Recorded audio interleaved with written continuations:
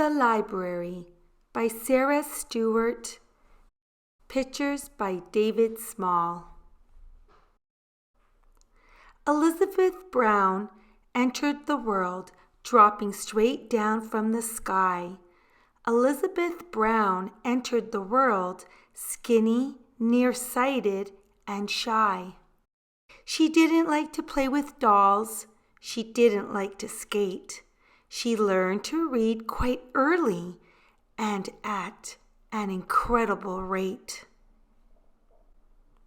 She always took a book to bed with a flashlight under the sheet. She'd make a tent of covers and read herself to sleep. Elizabeth Brown went off to school, dragging a steamer trunk. Elizabeth Brown unpacked her books, breaking the upper bunk.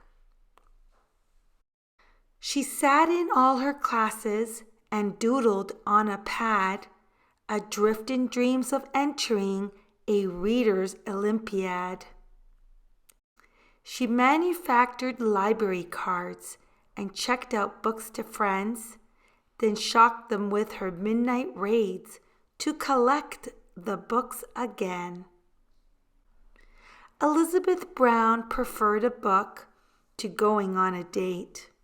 While friends went out and danced till dawn, she stayed up reading late.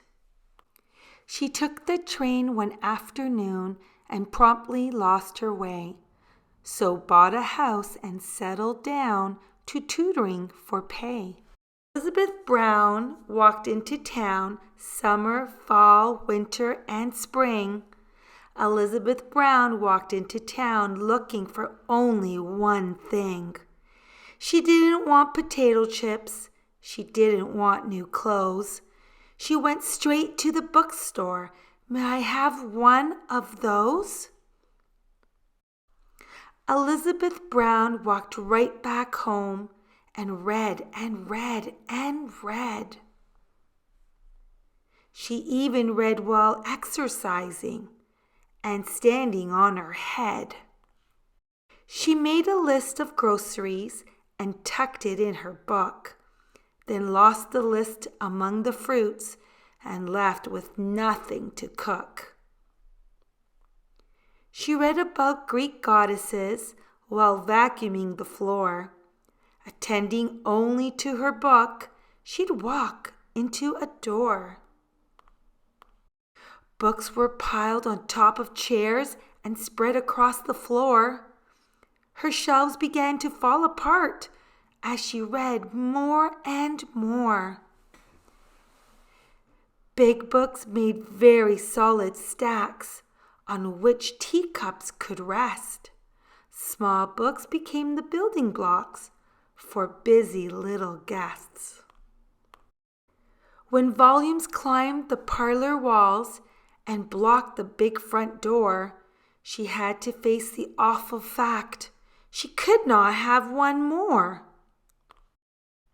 Elizabeth Brown walked into town that very afternoon.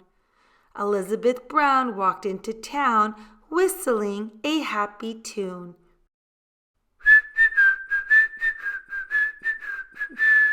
She didn't want a bicycle. She didn't want silk bows. She went straight to the courthouse. May I have one of those? The form was for donations. She quickly wrote this line: I.E. Brown, give to the town all that was ever mine. Elizabeth Brown, Free Library. Elizabeth Brown moved in with a friend and lived to a ripe old age.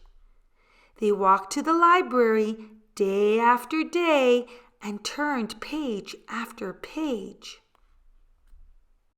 after page. The end. I hope you enjoyed listening and reading along with me today. Please hit the like button and don't forget to subscribe so that we can come back again and read another book together. Until next time, bye friends!